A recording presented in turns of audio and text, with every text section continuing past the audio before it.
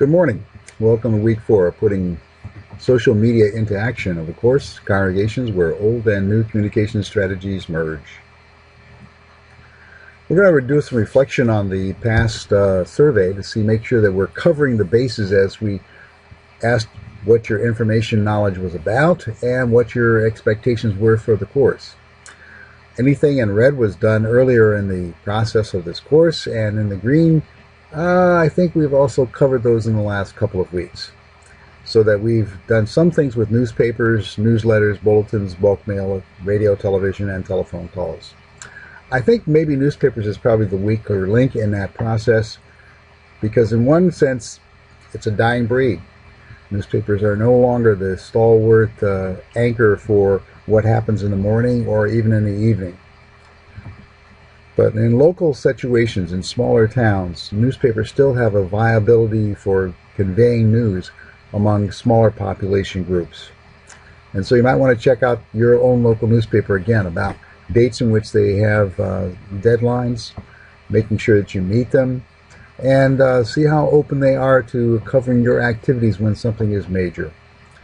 Usually, newspapers in smaller venues tend to be either weekly or sometimes even multiple times during the course of a week, but the dailies are really a tough place to go. And a place like Philadelphia, they're almost impossible to get into. Actually, in Philadelphia, we have a black newspaper, and it's a lot easier to get black churches into the black newspaper than it is to get them, or any church, to get news into the major Philadelphia Inquirer. Next week, in the final week, we'll try and address the staffing problems or the staffing issues in terms of doing new media. I know that a couple of congregations have teams of people looking at this particular course and the way in which we're going about presenting the material. So they're already trying to address the issue that this is not just a job for the pastor or one for the office manager secretary. They're trying to figure out ways in which they can put together a communications team. And that's always going to be helpful. We have looked at email to all, and we've looked at congregational websites, but we'll try and play some more with that just on the periphery, because the website is the anchor for most of your communications activities in an emerging culture.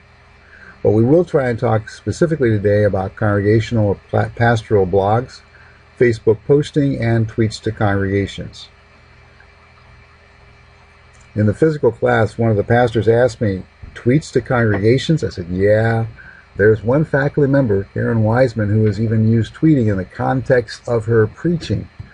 I'm not that good with my fingers, nor am I able to divide my eyes in multiple places so that I can see my tweeter screen on my telephone and also continue to preach my sermon.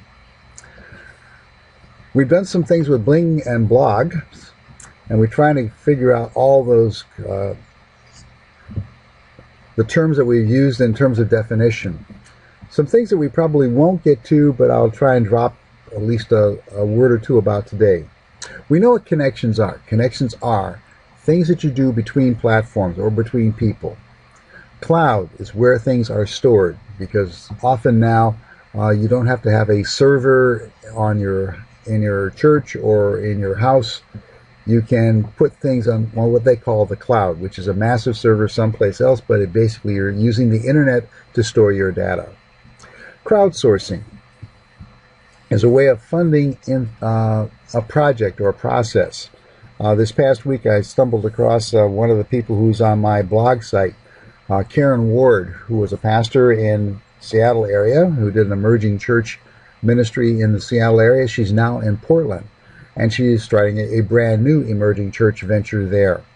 And one of the elements is that she has an arts program that she's trying to crowdsource to fund the arts program in this new location, which means basically she's doing what every public radio station does at least 3 times a year, and that's beg you for dollars.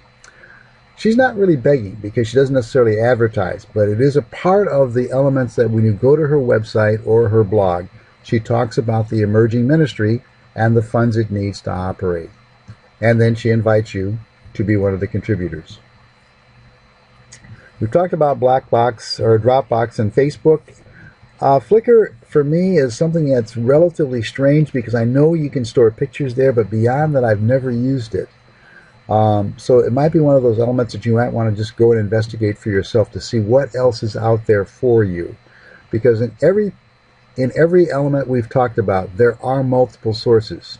For instance, one person asked me whether or not Firefox, the internet platform that I use, is the only one to use. And I said, no, there's always Internet Explorer. There's Yahoo has a platform. So there are other ways in which you can access the internet.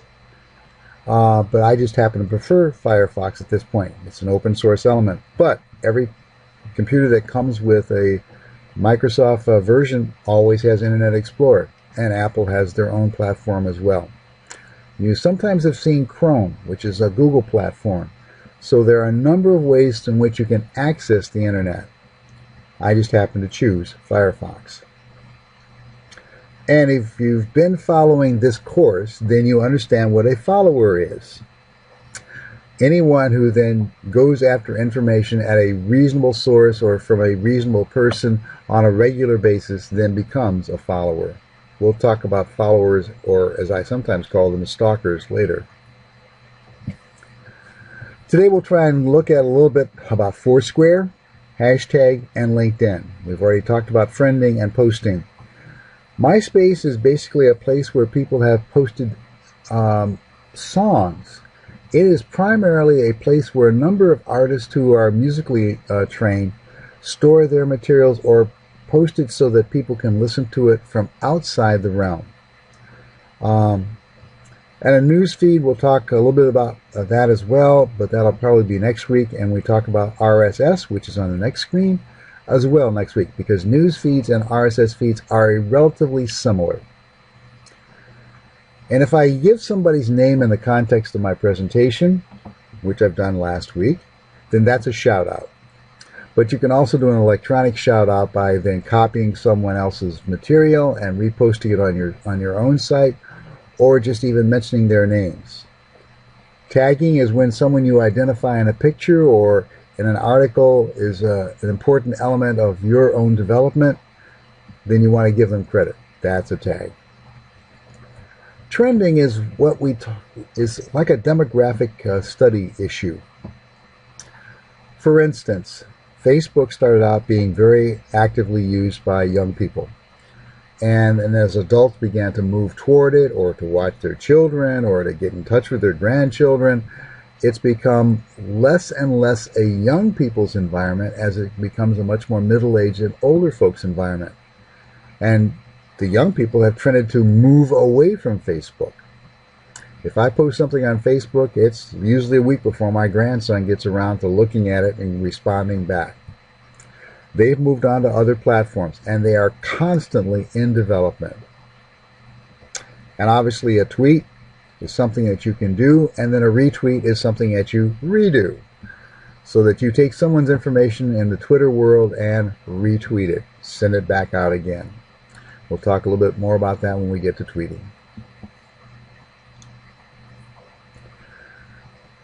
Obviously, Twitter is the element and the platform for tweeting. Vimeo is a way in which you can store videos and audio. You've been looking at the course structure if you're away from the campus on YouTube. That is one element in which you can store video and audio. Vimeo is also another platform for the same exact piece.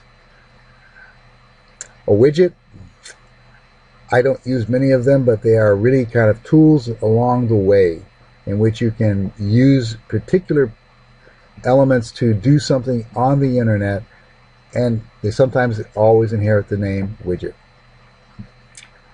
And everything that has to do with Wikipedia or the wiki elements of crowdsourcing of information, and that's basically what Wikipedia is a wiki.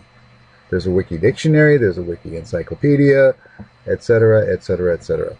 But it is open platform and it is multiple source. In other words, these are not experts, these are not charged.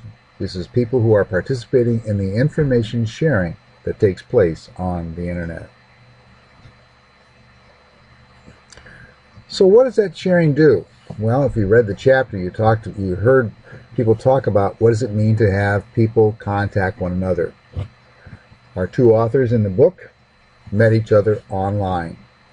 But that started taking place a lot longer ago. In 1990, there was the Religion Communicators Conference in Nashville, Tennessee. And an instructor at the Vancouver School of Theology, Ian McKenzie, and I had been corresponding on the internet. I had started contacting him when I was still in St. Croix, before I moved to the seminary. And as we both moved to institutions of theological education, we said, let's meet at RCC 1990. It's a 10-year conference, every 10 years. And so, Ian and I agreed to meet at the Opryland Hotel, and we were sitting on two couches across the hallway from one another and did not know that we were looking at each other, because Ian McKenzie is native Canadian and he wasn't looking for a black man from the Virgin Islands. We had a great laugh for the rest of the afternoon as we walked around the event, shared both our stories, and shared the gathering of information to take back to our separate institutions. Because the internet is in one sense anonymous, especially in its early days without pictures. You really did not know people by face. Now with Facebook and any kind of sharing of photos, that's not an impossibility to know someone that you've never seen before, but you know exactly what they look like the first time you meet them. The irony is that even this coming week, the Religion Communicators Council is meeting again at the Opryland in Nashville.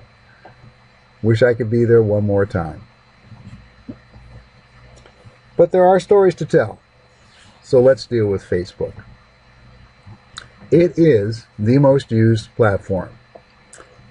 It can use photos, text, video, sound, links, groups, internet messages, instant messaging, and you can do that with almost anyone that you know. So for instance, we'll go to my Facebook site and we'll take a look at the kind of things that I've already been a part of.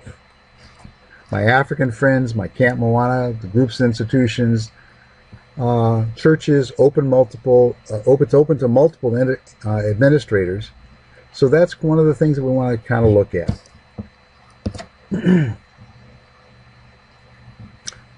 My Facebook page. I know you're here someplace. There we go.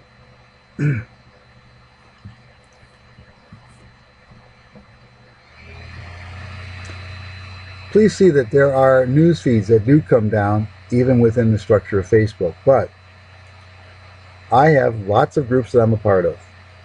Worked at Camp Moana Church Camp in Ohio, and so the Camp Moana staff has a group. ELC Clergy is a group. Christ Ascension Lutheran Church has a group. Operation Arrowhead is a way in which they promote the camp staff and the camping program. The ELC Youth Ministry is a group. Things that they didn't teach us in seminary is a group. And I set up my own group of South African friends. On a sabbatical in South Africa, I met a number of people there, including the 8 students that I taught for their final go before they left the seminary to go out on internship and then become ordained. And I'm still in contact with them, because 3 years later I used that group as the context and the foundation for taking a seminary crew back to South Africa to do visitation there as a part of a globalization trip. The group is still ongoing as I see them now in their second and third calls, which are kind of intriguing to watch. And so it's always possible for you to create your own group. A lot of congregations have Facebook groups inside the congregation. I also said that there's ways in which you can set up other programs, so that I am the administrator for the Facebook site for Christ Lutheran Community Church in Upper Darby. And this is where I do my posting. So we can see very clearly that there are things here that were just oriented toward Christ Lutheran Church. I remember I said earlier that people cannot friend organizations. They can only like them. We have 68 likes at this point, and they are the ones who then get any kind of message which says there's been a new posting on the site. At the same time, this is a site that can have multiple administrators. So in the process, I am currently the administrator, but I know with a new pastor coming in, I'm going to have to pass this off to someone else. So we're trying to find someone of those 68 likes to see if they can continue to keep posting information about the congregation as they use this Facebook site for almost the daily and the weekly kind of information that comes up. Last Friday, we wanted to highlight the fact that there's a Friday walk, the Stations of the Cross at the church. It's open from 10 to 2 every Friday.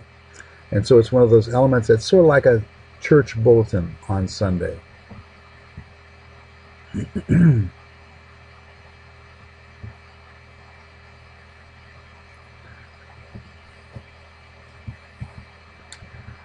Essentially, your Facebook site is an extension of your web presence, along with blogs, videos, etc. And the Facebook site is a place where you can advertise those elements as well.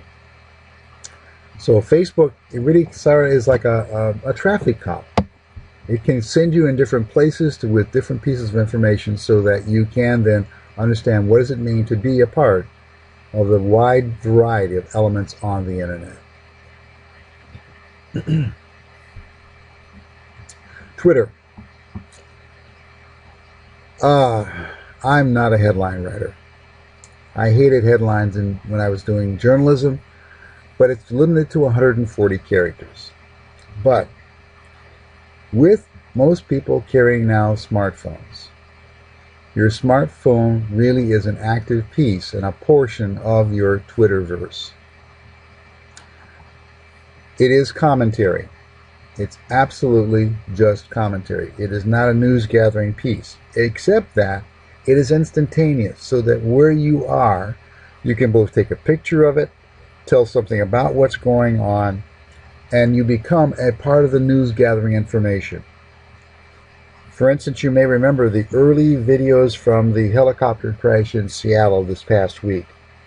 Those were done with a smartphone, and someone was using both the cell phone to send news gathering out, both videos of the gasoline as it ran down the street and toward the sewer, but as well as the instant aftermath of the helicopter crash. You become a part of the news gathering team wherever you are as soon as you pull that camera, that cell phone, out of your purse. It's instantaneous. Once you tweet it, it's there. It's posted. And it's always going to be there. But it is also very public. It is not a place for private messages. And ultimately, it's the home of the hashtag. We've seen very critically the quick way in which a response was given by a football player who was not renewed in Philadelphia because he used his Twitterverse to talk about his own feelings about being let go. And then lots of people have retweeted his messages so that people have seen it very quickly and know a lot about, or at least as much as Twitter can give you in 140 characters, about the releasing of a football player from the Philadelphia Eagles. Nothing is private in Twitterverse. I'm surprised about the demographics. I was not prepared to say that this was a primarily male tool, because the two biggest Twitters on the faculty at the Lutheran Seminary in Philadelphia are females. Will Gaffney and Karen Wiseman. They use the phones a lot to give instantaneous stuff. And Karen has even said there has been a sermon that she's given while she's tweeting. So she's receiving information from the congregation tweeted to her while she's preaching. I can multitask, but I'm not certain I'm ever going to try that. But there are those who have, and have done it with some degree of success. LinkedIn. LinkedIn is a professional way in which you can post your vita, your resume, your professional credentials, and the public verse.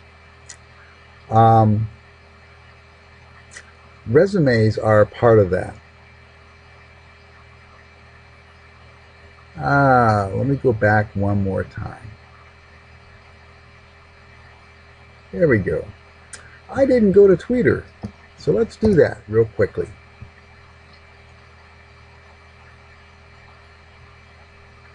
My fingers were flying too fast. There's the little green bird. So what is the Twitterverse, if you are not already a tweeter? You can have tweets, you can follow, you have followers, and you have your favorites and your list. And since I had some students who asked me to go ahead and go on Twitter, I went and did that. But you see, I'm really not all that active. I only have one follower. And that's Karen Wiseman. I know who's stalking me. But I do follow 13 other people. And for the most part, if you go to my Twitter account, you will see that this is one of the areas in which I am posting also my sermons. So that when I do the uploading to SoundCloud, the audio portion of the sermon, it gets then sent and it says, do you want to share this? I usually check off Twitter and Facebook, so that those who follow me on Facebook, or those who follow the church on Facebook, and those who follow me on Twitter get a notification on each week when I post the sermon for the previous Sunday. Since I didn't preach this Sunday, there's no new tweet.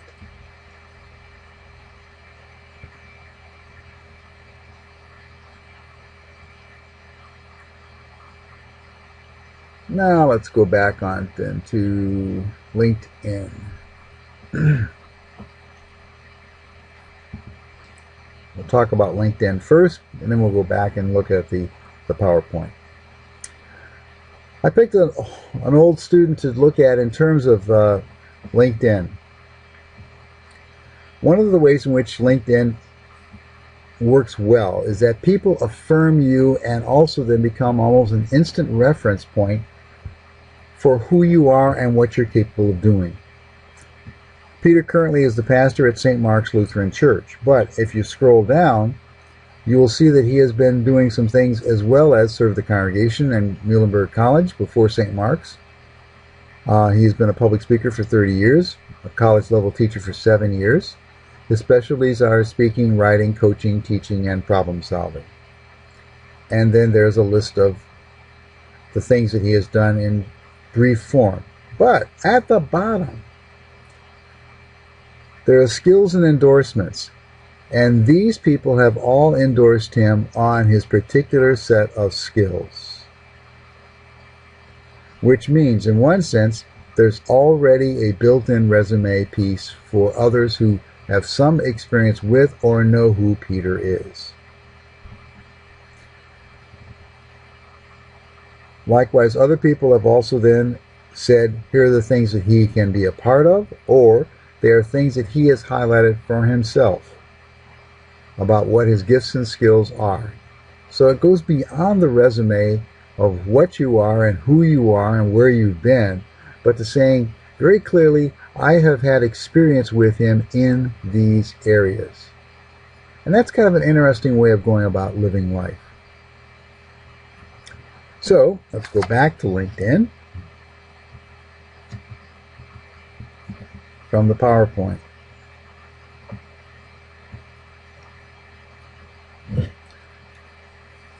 Again, friends attract friends. Professionals attract other professionals. And it is your personal profile. And the nicest part about it is that others verify your gifts and professional expertise. It also then gives you the opportunity to join other professional groups, church bodies, or collegial experience, or likes attract likes.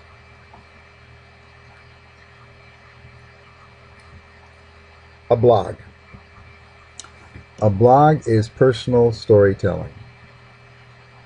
After looking at tweets and LinkedIn, it's a much longer form. Pictures and video and audio can be added to blogs, though you have to store them at other sites. For instance, my sermons and my audio are stored at SoundCloud. My videos are stored at YouTube, and we'll get there and show you that in a bit. And so this is a place where you can link those elements to a longer story. To be a public blog, a congregation will have to invest in those storage sites for additional input for any of those above platforms. But people want to know who you are and why they should read your material. That's the hardest part about a blog. You've got to figure out ways in which you can be enticing. No one says that anyone's going to follow you, but you have to create an environment where you are saying something interesting that people then want to go back and look for. So, let's go to the blog.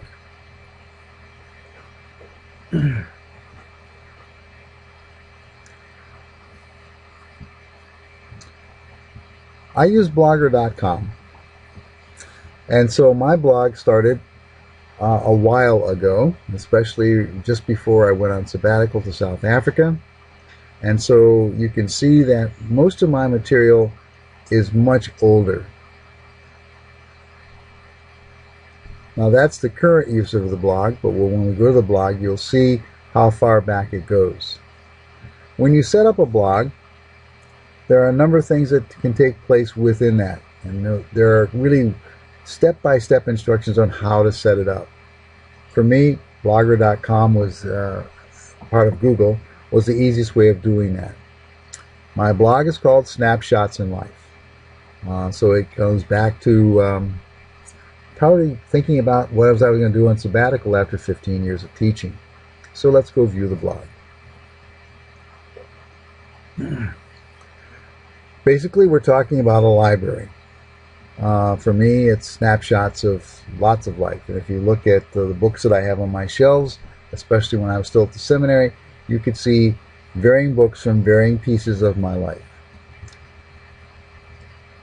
Within the context of the blog, though, you can see that I have 56 posts from 2008, 2 from 2009. I slowed down a lot. 1 from 2010, 6 from 2011, 4 from 2012, and 17 in 2013. So I've been much more active this past year, and at this point I've had 2 in January, 1 in February, and 3 total for 2014, which means I haven't done this on a weekly basis. I've done it probably on a monthly basis. And that's okay. When you have followers, they will see it. Thus far, I know that I have had, if we get down to the bottom of this one, it's a sermon. That's the bad part about this. But down at the bottom, there is a counter which says how many people have viewed your site. Whoa, I missed it. It must be at the top underneath it. Let's go back up. There we go. 2,400 views have seen my my blog, which means there are some folks who do follow it with some degree of regularity. But a lot of those were initially from 2008 when I was on sabbatical, and so they get notifications when I post new material.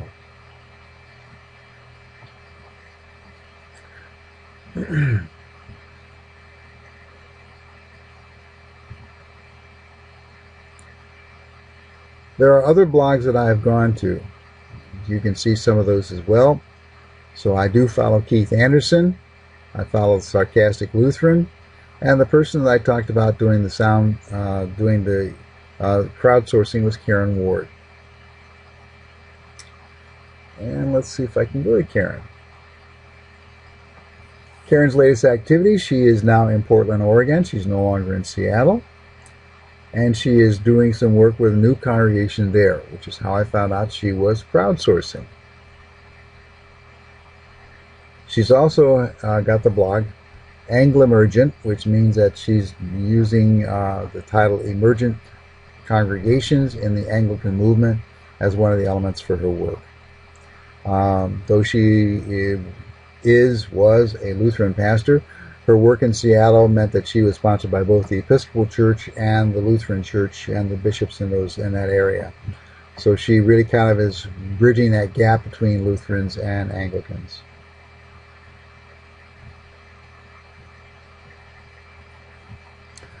But she has a story to tell. As you go through her work, you will see her long-form story. Church of the Apostles, which is another one of those one of the blog sites, and that's her initial congregation that she started up in Seattle, Washington.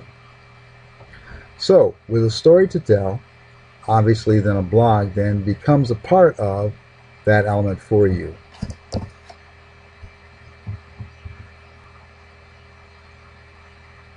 Well, with that major interruption, we'll go back to the PowerPoint.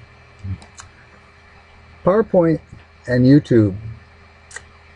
A storage area for uploaded videos. Each uploader develops a channel. Short videos are the strength of YouTube. Longer videos, like this class, take additional arrangements. I was surprised when they said skip the sermon. I suppose a YouTube of a sermon really is only a picture of someone standing there bobbing their head and talking to you. So in one sense, that becomes a little difficult unless you have audio visuals as a part of your sermon structure. But any editing requires additional software. It doesn't matter what you do in terms of the video or the audio content. And so those usually come with the programs that you buy, or they are a reasonable expenditure at some point later in the future. And the equipment for doing YouTube comes in really all sizes. So we will go back out and go back out to the internet one more time. For instance, the cameras that are available now for doing video for YouTube, I was asking about flip cameras, which are no longer available, but we're talking about cameras that are literally palm size.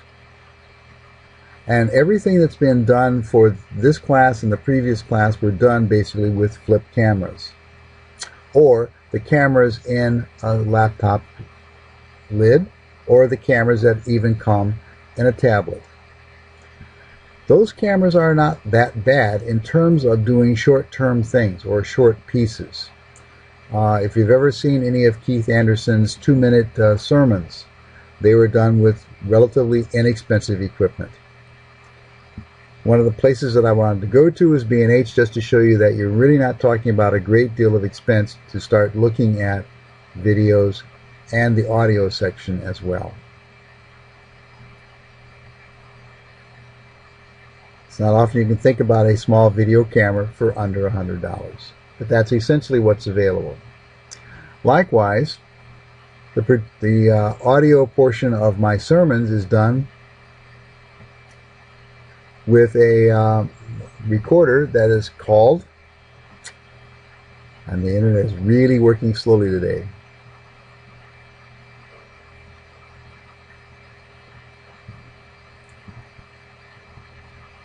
no, I don't have the Tascam, which looks really complicated.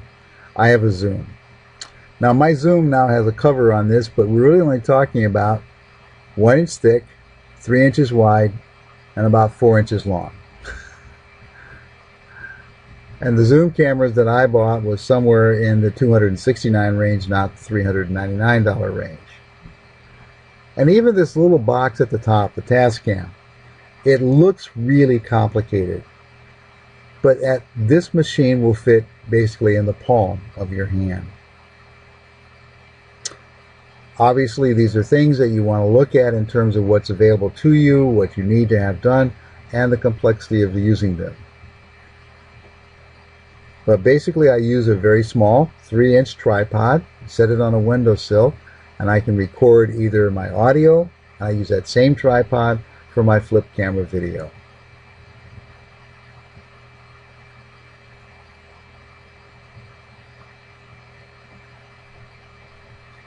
So the equipment does require software. It comes in all sizes, and it comes in price ranges that are in the realm of possibility for most congregations. And obviously, sharing is best by linking to your YouTube account. So, now that you've looked at the equipment, let's go to the YouTube account.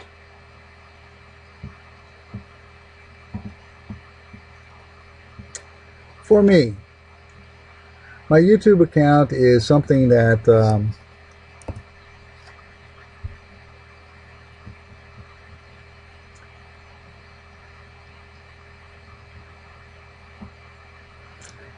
was done a long time ago, and so it's been catching things as I produce stuff along the way. And basically, I set this up as a kind of a fun piece for home, so that's why it does not have my real name on it, but a nickname.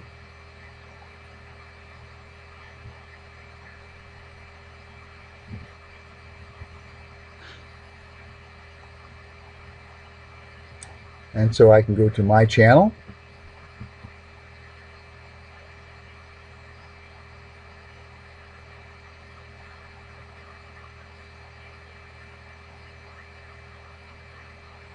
And my channel will probably be leading off with the videos for this course. So there's week 3, week 2, congregations where Oldham's communication strategies meet, which is week 1. Now these are longer form videos, which means I had to then ask for more storage space. Sometimes, depending upon who's storing your items, that will come with some degree of charge. But I also have some things that are really stupid and dumb as well.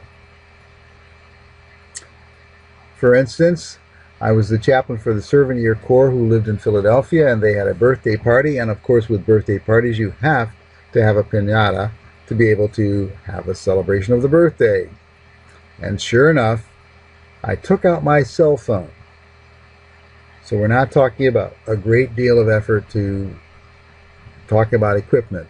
This is a cell phone video of the beating of the piñata and the piñata one.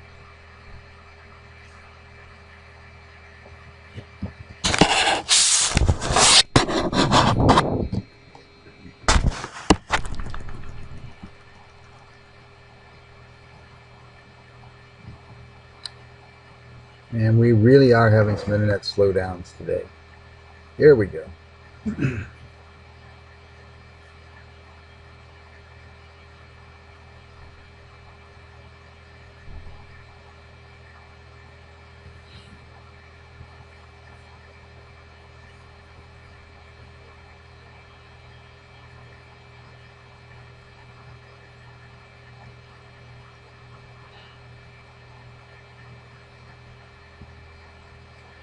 Sorry about the wait, folks, but that's one of the elements of waiting for the internet.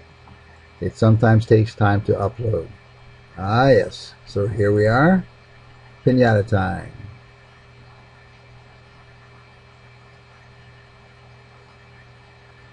Actually, the first swing is pretty good. It's the second one that gets a little funnier.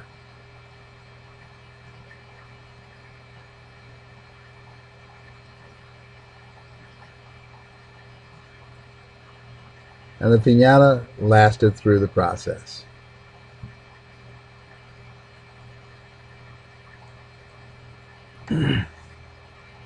So, it's a sharing item. It tells a story.